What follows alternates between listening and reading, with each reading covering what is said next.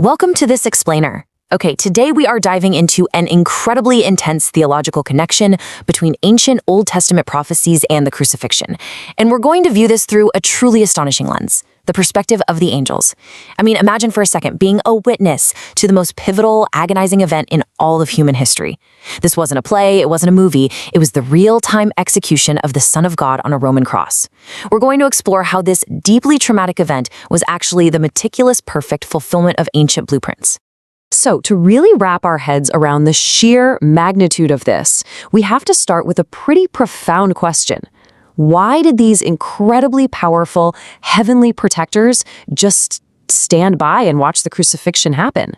Think about it. If you see someone you love in pain, your absolute first instinct is to rush in and help them, right? Yet the armies of heaven remained completely still. To understand that agonizing restraint, we really need to figure out who these witnesses actually are and the divine script they were bound to follow. Section 1. The Heavenly Witnesses, power-bound by prophecy.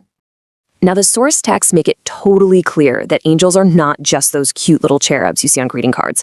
They are fiercely powerful beings. They were present at creation, their voices can literally shake temple pillars, and above all else, they are defined by their absolute, unwavering loyalty to God's commands. But here's what's really fascinating. They don't know everything. 1 Peter actually tells us they have this deep desire to learn. They were watching the ultimate plan of salvation unfold in real time, observing it all just like a VIP audience. They'd watched empires rise and fall, they rescued Daniel from the lions, but honestly, nothing could have prepared them for the unprecedented events of the cross.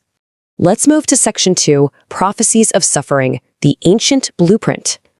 You see, the angels were fully aware of the ancient writings. They knew the prophecies of Daniel 9 predicting the Messiah would be cut off, and they knew the haunting words of Isaiah 53 about a suffering servant. But reading a script is way different from watching the tragedy actually play out live in front of you. That profound theological agony begins in Gethsemane. The very name means oil press, which perfectly mirrors the crushing weight and pressure of human sin that Jesus was taking on. The stress was so immense, he literally sweat drops of blood, a documented medical condition called hematidrosis. And yet, in this moment of just unimaginable distress, heaven dispatches exactly one angel, just one. And that angel was sent to strengthen him to endure the cross, not to save him from it. Section 3. The Restraint of Heaven, Power Withheld. Picture this. The guards show up in the garden to arrest Jesus, led by Judas. Peter, acting on pure human instinct, draws a sword to fight. But Jesus immediately stops him and sets the stage for an incredible display of restraint. Jesus explicitly says he could have called upon 12 legions of angels. Let's put that into perspective. A single Roman legion was about 5,000 to 6,000 men. That means Jesus had over 70,000 devastatingly powerful heavenly warriors at his immediate disposal. The Archangel Michael was likely standing by with a massive army, just waiting for a single word to instantly wipe out those enemies and stop the whole thing. But the command never came. And here is the absolute crux of it all. The immense power of heaven was deliberately restrained. The angels were basically ordered to stand down so that the ancient Old Testament prophecies could be perfectly fulfilled. Jesus tells his disciples it has to happen exactly this way to fulfill the scriptures. The angels had to endure the agonizing silence of doing absolutely nothing, because if they intervened, it would have ruined the very plan designed to save humanity. Which brings us to Section 4, Prophecy on the Cross. The Scriptures unfold. Once Jesus is handed over to the Romans, the angels are watching these ancient words morph into agonizing physical realities. Every strike, every mock, it was all tied to a prophetic blueprint from hundreds of years before. And this illustrates the perfect theological mapping. Jesus could have spoken a single syllable to destroy Pilate.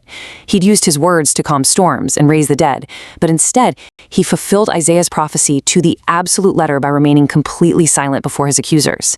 He held all the authority in the universe and chose to stand as a willing sacrifice. It really makes you stop and ask, as the torture escalated, the scourging, the crown of thorns, Jesus walking the Via Dolorosa, carrying the very wood he created, why did the angels endure the agony of doing nothing? Why watch the Creator be so humiliated by his own creation?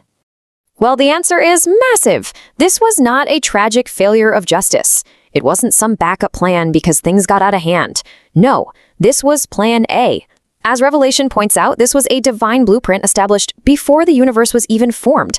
The angels were watching the flawless, albeit painful, execution of divine justice and mercy colliding perfectly. Look at how literally this plays out. King David wrote Psalm 22 roughly 1,000 years prior, and his poetic words became a terrifyingly literal roadmap for the Roman soldiers' hammers. David wrote about pierced hands and feet centuries before crucifixion was even invented as a method of execution. The angels watched as the precise sound of the hammer strikes echoed exactly what that ancient text demanded. And the prophetic fulfillment gets down to the absolute smallest, most mundane details. Think about it. Totally oblivious Roman soldiers, casting lots and gambling for a dying man's clothes. Yet that seemingly random act was Psalm 22:18 playing out right in front of the heavenly hosts, proving that God was sovereignly in control of literally every single second. Let's actually trace the timeline here. From noon to 3 p.m., a supernatural darkness falls over the entire land. And no, this wasn't a normal solar eclipse. Passover happens during a full moon, so a natural eclipse is physically impossible. This was a direct, terrifying, divine action. It signaled that the Father was turning away as Jesus took on the literal weight of human sin. Out of that terrifying darkness, right at the peak of his suffering, Jesus cries out in a loud voice, and he quotes the exact opening line of Psalm 22, my God, why have you forsaken me?" This cements the theological connection. He is voluntarily bearing the ultimate penalty of sin, which is total separation from God. For the angels, watching that eternal unity of the Father and Son be momentarily ruptured, that had to be the darkest moment in the history of eternity. Section 5. The debt fully paid. The final breath. This agonizing journey brings us to a moment that completely altered the spiritual fabric of the universe forever. Right before yielding his spirit, Jesus declares, tetelestai, which translates to, it is finished. The angels understood this perfectly. This was not a sigh of defeat. It was an authoritative, triumphant decree. Tetelestai is actually an ancient accounting term written across receipts. It means a debt has been paid in full. That infinite debt for human sin completely eradicated in that exact second. And the immediate physical reaction on Earth to that payment is staggering. The massive 60-foot thick temple veil, the thing that for 1,500 years represented the barrier between a holy God and sinful humanity, it is supernaturally torn completely in two right down the middle, from top to bottom, not torn by human hands, torn by God, symbolizing that the way into his presence was now wide open for everyone. Section 6. The Resurrected Promise, Heaven's Triumph. So Saturday is a day of profound, heavy silence across the universe. The king lay dead in a borrowed tomb. But the angels knew the prophecies, and they knew Jesus explicitly promised a 3-day timeline. Finally, Sunday morning arrives, and an angel is given the command to act, descending with terrifying power, causing an earthquake, dropping the elite Roman guards in sheer terror. But notice this, the angel didn't roll the stone away to let Jesus out. Jesus was already alive.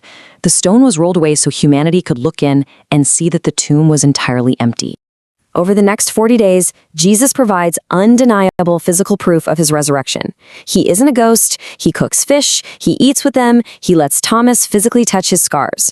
And so brilliantly, while walking on the Emmaus Road, Jesus patiently breaks down all the Old Testament scriptures again for his followers, showing them exactly how everything they witnessed went perfectly according to the divine plan.